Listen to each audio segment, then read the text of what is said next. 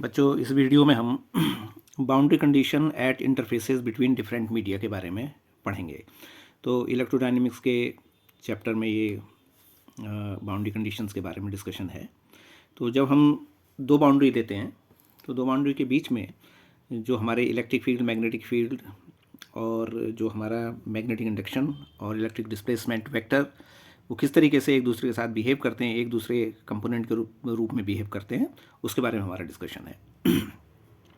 तो इसको समझने के लिए सबसे पहले आपको मैक्सवेल इक्वेशंस मालूम होनी चाहिए। मैक्सवेल की 4 इक्वेशन है। Divergent D equal to rho, divergent B equal to 0, curl H equal to J plus del D upon del T और curl E equal to minus del B upon del T. ठीक है। तो इसमें D electric displacement vector है, रो जो है volume charge density है, B magnetic induction vector है, एच मैग्नेटिक फील्ड इंटेंसिटी है, जे करंट डेंसिटी वेक्टर है नहीं, और ई जो है वो इलेक्ट्रिक फील्ड वेक्टर है। तो अब हम यहाँ पर मानते हैं कि मान लीजिए कि हमने एक फाइनाइट वॉल्यूम वी कंसीडर किया, ठीक। तो उस वॉल्यूम का सरफेस जो है वो एस से हमने रिप्रेजेंट किया। तो पहली वाली equation divergent D equal to rho से आप देखेंगे कि इसको हमने इंटीग्रेट किया है वॉल्यूम के लिए, है नहीं। इधर हमने वॉल्यूम एलिमेंट लिया, इधर भी हमने वॉल्यूम एलिमेंट लिया, इसको इंटीग्रेट किया और उसके बाद हमने गॉस डाइवर्जेंस थ्योरम लगाई जो कि वॉल्यूम इंटीग्रेशन को सरफेस इंटीग्रल में चेंज कर देती है। तो divergent D into volume element, इसको हम किस में चेंज कर लेंगे? सरफेस इंटीग्रल में। तो ये हो जाएगा तुम्हारा divergent A into D V equal to A dot D S. ये तुम्हारी गॉस डाइवर्जेंस थ्योरम है। तो उसका यूज़ करते हुए हमने लिखा divergent D cube X equal to D dot N unit vector D A. तो हमने इसको सरफेस इंटीग्रल में चेंज कर लिया, जहाँ की डी इलेक्ट्रिक डिस्प्लेसमेंट वेक्टर वैसे का वैसे ही आ गया, एन जो है वो यूनिट वेक्टर है और डी ए जो है वो सरफेस एरिया है।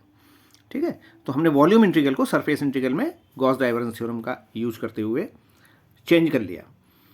तो इसको हम इस तरीके से लिख सकते हैं। ठीक है। तो पहली वाली इक्वेशन से हमको ये वाली इक्वेशन मिल जाती है, यानी कि D dot N unit vector D ए।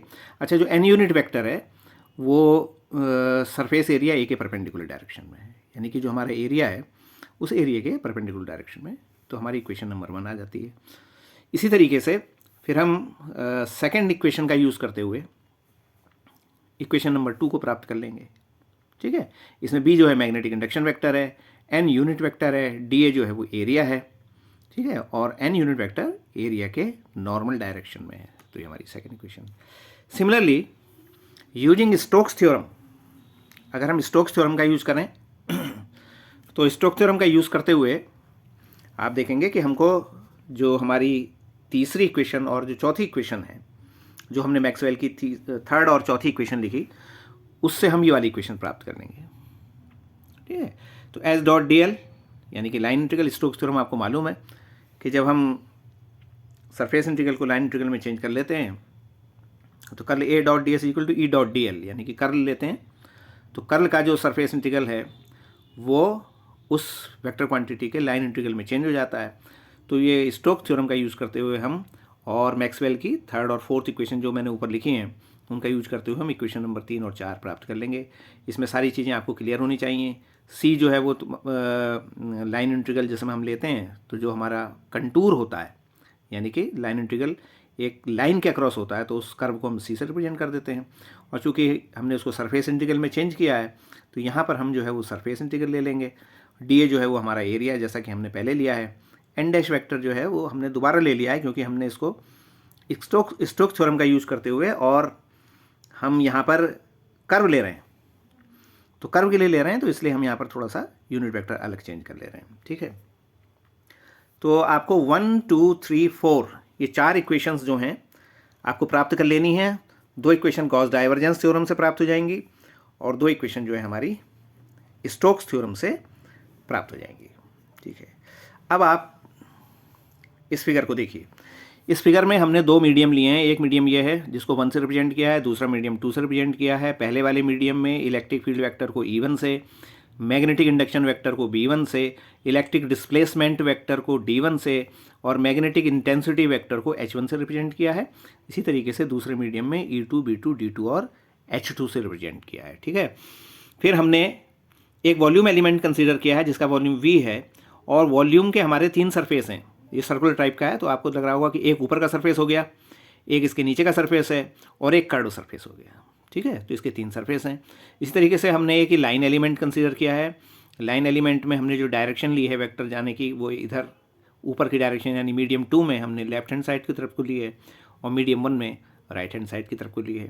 टी जो है वो ये यूनिट वेक्टर है और ये यूनिट वेक्टर इस एरिया, जो ये एरिया बन रहा है यानी कि जो स्क्वायर, जो हमारा रेक्टेंगल बन रहा है, इसके परपेंडिकुलर डायरेक्शन में है, ठीक है। के और सिग्मा जो है वो हमारी सरफेस चार्ज डेंसिटी है, ठीक है, और के जो है वो हमारी सरफेस करंट डेंसिटी है। तो बार ये चीज़ आप याद रखेंगे, sigma is surface charge density और के जो है वो हमारी सरफेस करंट डेंसिटी है। तो अब हमने यहाँ पे कंसीडर कर लिया let V is a small volume between the 2 media and C is a small contour. तो सी हमारा स्मॉल कंटूर है और वी जो है हमारा वॉल्यूम है। When V is very small, जिस समय वी बहुत छोटा हो जाएगा तो उस समय क्या होगा कि ये वाला सरफेस और ये वाला सरफेस आपस में मिल जाएंगे, यानी कि ये वाली जो डिस्टेंस है कम हो जाएगी। तो कम होने के कारण क्या हो जाएगा कि ये वाला कर्व वाला सरफेस जो है वो एक तरीके से जीरो हो जाएगा और ये दोनों सरफेस आपस में मिल जाएंगे। अब इस वाले सरफेस में वेक्टर इस डायरेक्शन में है तो इस वाले सरफेस में वेक्टर इस डायरेक्शन में होगा, ये आप याद रखिएगा, है नहीं।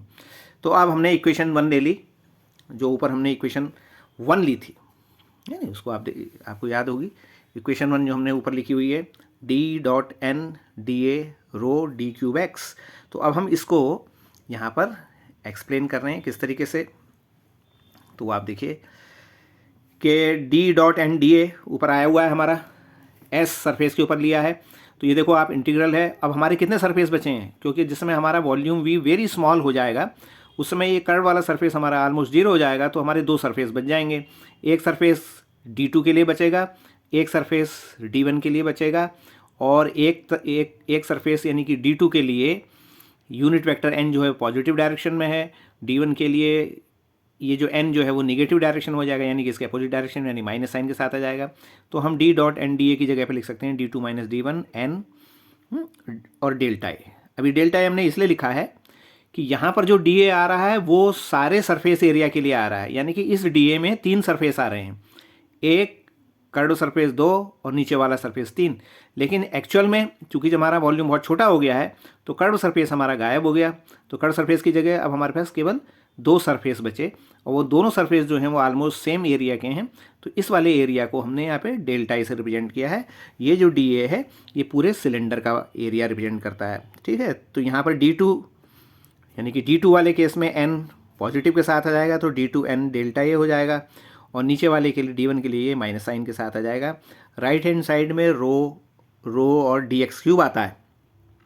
ये तब है जब वॉल्यूम फाइनाइट है, लेकिन चूंकि हमारा सिलेंडर बहुत छोटा हो गया तो अब हमारा केवल एक ये सरफेस और एक ये सरफेस बचा। तो यहाँ से जो हमारी वॉल्यूम चार्ज डेंसिटी है वो अब सरफेस चार्ज डेंसिटी में कन्वर्ट हो जाएगी, क्योंकि वॉल्यूम रिड्यूस हो गया है। जब हमने वॉल्यूम को वेरी स्मॉल मान लिया है तो इसका ये वॉल्यूम रिड्यूस हो गया, यहाँ पर केवल सरफेस बचे हैं। तो ये वॉल्यूम चार्ज डेंसिटी जो है वो सरफेस चार्ज डेंसिटी में चेंज हो जाएगी और ये जो वॉल्यूम है वो सरफेस में चेंज हो जाएगा। तो सिग्मा इंटू डेल्टा ए के रूप में लिख लेंगे। तो हमारी इक्वेशन हो जाएगी D2 - D1 equal to sigma. इसमें सारी क्वांटिटी आपको याद होनी चाहिए। D2 इलेक्ट्रिक डिस्प्लेसमेंट वेक्टर है मीडियम 2 में, D1 जो है वो इलेक्ट्रिक डिस्प्लेसमेंट वेक्टर है मीडियम 1 में, n जो है वो ये वेक्टर यूनिट वेक्टर है, सिग्मा जो है वो सरफेस चार्ज डेंसिटी है। तो हमको इक्वेशन 5 इस तरीके से मिल जाती है। इसी तरीके से फिर हम मैग्नेटिक इंडक्शन वेक्टर के लिए B2 - B1 यानी कि इक्वेशन 2 का यूज़ करते हुए हम इक्वेशन 6 को प्राप्त कर लेंगे। फिर अब हम यहाँ से ले लेते हैं इक्वेशन 4। तो जो हमारी इक्वेशन 4 हमने ऊपर लिखी हुई थी उसको एक बार देख लीजिए। ये इक्वेशन 4 लिखी हुई है E.dl = -del-v/T.n-dA, ठीक है। तो यहाँ वाले केस में अब अगर हम मान लें कि हमारा कंटूर बहुत छोटा है, यानी कि जैसे अभी हमने माना था कि हमारा वॉल्यूम बहुत छोटा है, तो हमने ये 2 इक्वेशन निकालनी। अब हम कंटूर यानी कि हम स्टोक एरिया के लिए हम इसको कैलकुलेट कर रहे हैं। तो यहाँ पर इस कंटूर को बहुत छोटा मानेंगे। तो कंटूर का मतलब है ये जो कर्व्ड हमारा क्लोज्ड बाउंड्री जो हमारी आ रही है इसको हम छोटा मानेंगे। तो छोटा मानने के लिए क्या होगा कि ये वाली लाइन जो है छोटी हो जाएगी और ये वाली लाइन पैरेलल जो है वो इस वाली लाइन के ऑलमोस्ट पैरेलल आ जाएगी, ये वाली लाइन भी छोटी हो जाएगी। यानी कि जो हमको 4 लाइनें दिखाई दे रही हैं उसकी जगह पर हमको केवल 2 लाइनें मिलेंगी, एक हमारी लेफ्ट हैंड साइड को जा रही होगी और एक हमारी राइट साइड को जा रही होगी। तो E.dl की वैल्यू हमारी क्या निकल के आ जाएगी, एक E2 के लिए निकल के आएगी, एक E1 के लिए निकल के आएगी। तो E2 - E1 और टी क्रॉस एन, यानी कि इस डायरेक्शन में आप देखें तो E2 वेक्टर जो है वो इस डायरेक्शन में, ई डॉट डी एल जो है वो इस डायरेक्शन में है नहीं। तो ये टी हमारा यूनिट वेक्टर है, ये यूनिट वेक्टर हमने यहाँ पे रिप्रेजेंट कर रखा है, और एन जो है वो परपेंडिकुलर डायरेक्शन में है, यानी कि ऑलरेडी इस डायरेक्शन में है। तो टी क्रॉस एन जो होगा वो हमारा इस डायरेक्शन में हो जाए, यानी कि ये जो हमने वेक्टर दिखा रखा है इस फिगर में, ये वास्तव में टी क्रॉस एन वाले वेक्टर को शो कर रहा है, और डेल्टा एल जो है वो इसकी लेंथ है, ठीक है नहीं। तो delta L T cross N, यानी कि ये वाला लाइन एलिमेंट, और ये वाला लाइन एलिमेंट जो है वो E2 के साथ है, और इसको हमने पॉजिटिव लिया है क्योंकि ये हमारा एंटी क्लॉकवाइज है, एंटी क्लॉकवाइज हम इसको शो कर रहे हैं तो उसको हमने पॉजिटिव ले रखा है। तो E2 इंटू ये वाली लेंथ डेल्टा एल और vector quantity T cross N इस डायरेक्शन में होगा। इसी तरीके से इस वाली डायरेक्शन में E1 टी क्रॉस एन और डेल्टा एल इस डायरेक्शन में है तो माइनस साइन के साथ आ जाएगा। तो ये वाली इक्वेशन हमारी इस तरीके से लिखी जा सकती है। फिर हम इसको ये वाली फॉर्म में लिख सकते हैं, ठीक है नहीं। और यहाँ पर हम फार्मूला लगा सकते हैं A cross B dot C वाला फार्मूला। तो उस वाले फार्मूले के हिसाब से A cross B dot C को हम B cross C dot A की फॉर्म में लिख लेते हैं। तो हमने इसको B cross C dot A की फॉर्म में लिख लिया, और इस वाली इक्वेशन से जब ये हमारी इक्वेशन जीरो हो जाती है तो ये वाला कंपोनेंट जो वो टेंजेंशियल कंपोनेंट कहलाता है, ठीक है। ये टेंजेंशियल कंपोनेंट है, क्यों? क्योंकि ये टेंजेंशियल वेक्टर जब इसके साथ डॉट प्रोडक्ट हो रहा है तो ये जीरो दे रहा है। इसका मतलब है कि ये वाला जो वेक्टर है वो टी नाम के वेक्टर के परपेंडिकुलर है, और टी नाम का वेक्टर इस सरफेस के परपेंडिकुलर है। इसका मतलब है कि ये वाला वेक्टर जो है अलोंग द टेंजेंट है, इसलिए इस वाले कंपोनेंट को हम टेंजेंशियल कंपोनेंट कहते हैं, ठीक है। तो इस वाली इक्वेशन से हमको ये वाली इक्वेशन मिल जाएगी, यानी कि एक बार मैं फिर आपको बता देता हूँ कि ये वाली ग्राफ हमने जो निकाली, ये वाली जो हमने इक्वेशन निकाली, ये हमने A cross B dot C, यानी कि तीनों वेक्टर हैं, देखो टी वेक्टर है, एन वेक्टर है, E2 माइनस E1 भी वेक्टर है, तो ये A cross B dot C हो गया। उसको हम लिख सकते हैं B cross C dot A, यानी B cross C dot A. और इसको इस फॉर्म में इसलिए लिखा ताकि हमको ये पता चल जाए कि ये वाला वेक्टर और ये दोनों वेक्टरों का क्रॉस प्रोडक्ट, यानी कि ये भी एक वेक्टर क्वांटिटी है, ये दोनों वेक्टर एक दूसरे के परपेंडिकुलर हैं। चूंकि टी जो है वो हमारा कर्व के परपेंडिकुलर है, इसका मतलब है कि ये वाला जो कंपोनेंट है ये हमारा बाउंड्री के टेंजेंशियल हो जाएगा, तो ये टेंजेंशियल कंपोनेंट कहलाएगा। तो इस वाली इक्वेशन से हमको ये वाली इक्वेशन मिल जाती है, और इसी तरीके से हम इक्वेशन नंबर 3 जो हमने मैं ऊपर यूज़ की थी उससे हम ये वाली इक्वेशन निकाल लेंगे, है नहीं। तो जहाँ पर के जो है वो सरफेस करंट डेंसिटी है। तो फाइनली ये 4 इक्वेशन हमको प्राप्त हो गई, 5, 6, 7 और 8। तो इक्वेशन 5 जो है वो क्या बताती है? जो इक्वेशन हमने 5 लिखी है यहाँ पे d2 minus d1 dot N equal to sigma, ये शो करती है कि नॉर्मल कंपोनेंट ऑफ d, यानी कि d2 d1 जो है वो नॉर्मल कंपोनेंट हैं, ठीक है। These are normal component of d is discontinuous.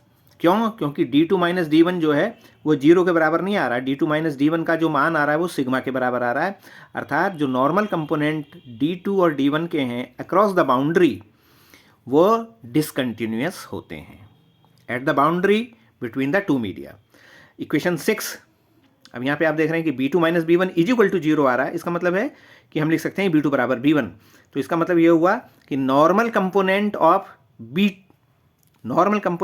Are continuous, क्योंकि हमारा पहली बाउंड्री यानी कि b1 का कंपोनेंट जो है वो b2 के बराबर हो जाएगा। इसका मतलब ये दोनों कंपोनेंट जो कि नॉर्मल कंपोनेंट हैं वो कंटिन्यूअस हैं अलोंग द बाउंड्री, जबकि इलेक्ट्रिक डिस्प्लेसमेंट वेक्टर के जो कंपोनेंट हैं वहाँ पे सिग्मा आ रहा है वो जीरो के बराबर नहीं है, तो ये डिसकंटिन्यूअस हैं। यानी कि d2 बराबर जो होगा वो सिग्मा प्लस d1 होगा, है नहीं। d2 d1 के बराबर नहीं है, d2 बराबर हो जाएगा सिग्मा प्लस d1। इसका मतलब है कि d2 और d1 अलग अलग हैं, यानी कि d2 और d1 जो कि नॉर्मल कंपोनेंट हैं वो कंटिन्यूअस नहीं है नहीं। लेकिन यहाँ पर b2 बराबर b1 है तो b2 जो है b1 के कंटिन्यूअस है। तो दो कंडीशन हमको बाउंड्री कंडीशन ये मिल गई। फिर हमारी इक्वेशन 7 आ जाती है, उससे भी हमको पता चल रहा है कि टेंजेंशियल कंपोनेंट, अब यहाँ पर हमने जो ये निकाला है टेंजेंशियल है। हाँ, तो ये ध्यान रखने की वाली बात है कि इक्वेशन 5 और 6 में हमने नॉर्मल कंपोनेंट लिए हैं, जबकि इक्वेशन 7 और 8 में हमने टेंजेंशियल कंपोनेंट लिए हैं। तो इक्वेशन 7 हमको ये बताती है कि tangential component of electric field are continuous across the boundary. क्यों? क्योंकि E2 बराबर E1 हो जाएगा, लेकिन यहाँ पर ये टेंजेंशियल कंपोनेंट हैं। इसी तरीके से हम कह सकते हैं कि H2 बराबर H1 प्लस के है, अर्थात जो तुम्हारी मैग्नेटिक फील्ड इंटेंसिटी वेक्टर है वो डिसकंटिन्यूअस है, यानी कि tangential component of magnetic field intensity are not continuous, है नहीं, तो वो के साथ ऐड होके आते हैं, तो के जो है वो हमारा सरफेस करंट डेंसिटी कहलाता है। तो ये आपको समझ में आ गया होगा बच्चों कि ये हमारी जो चार कंडीशन है 5, 6, 7, 8, ये हमारे किसी भी दो जो मीडियम हैं उनके बीच की बाउंड्री पे लगने वाली कंडीशन है। अब हम 3 केस के बारे में कंसीडर कर लेंगे, यानी कि पहला केस है हमारा डाइलेक्ट्रिक बाउंड्री कंडीशन, क्योंकि वहाँ पर हमने 2 बाउंड्रीज मानी थी 1 और 2। अब उसमें ये हो सकता है कि दोनों डाइलेक्ट्रिक हों, तो उस वाले केस में क्या होगा, तो in this case there are no charges nor surface currents at the interface. Interface का मतलब है कि दोनों जो अगर मीडियम है, दोनों डाइलेक्ट्रिक हैं, तो जो हमारी बाउंड्री हमारी आ रही थी उस बाउंड्री पर के और सिग्मा का मान 0 हो जाएगा।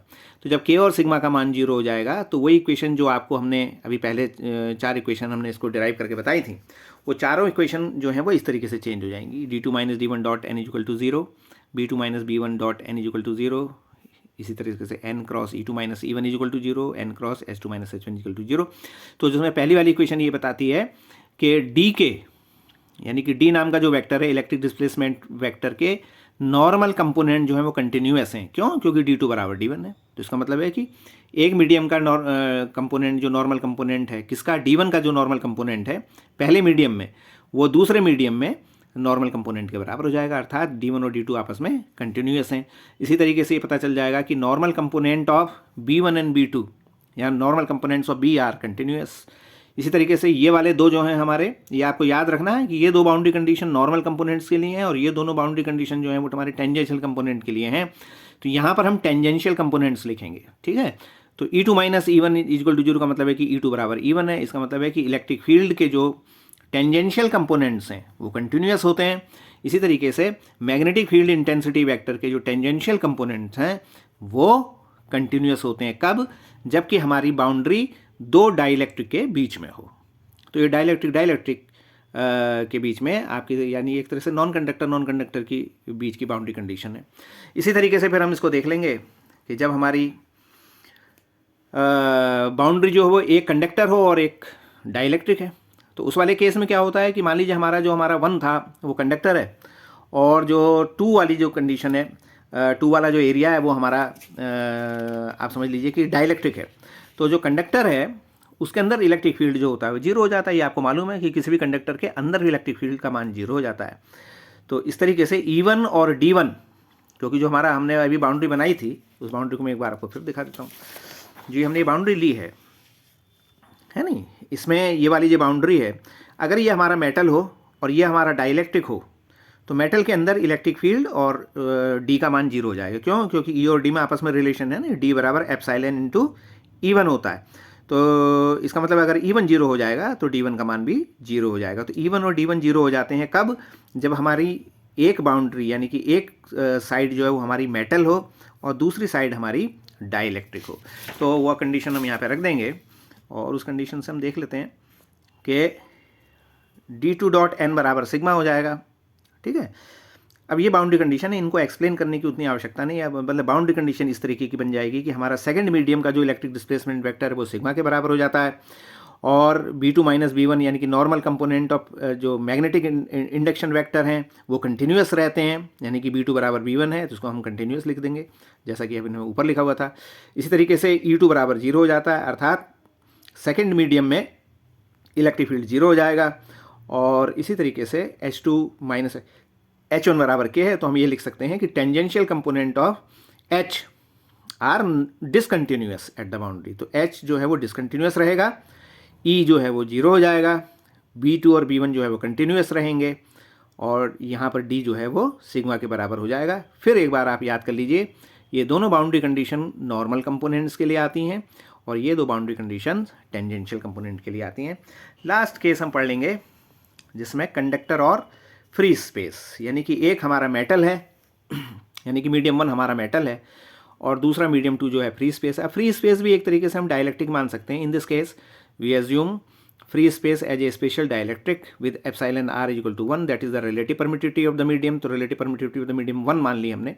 फ्री स्पेस में जनरली जो हमारे एब्सोल्यूट परमिटिविटी होती है वो एप्सिलॉन नॉट होती है। तो बाउंड्री कंडीशंस हम इसको यहाँ से निकाल सकते हैं।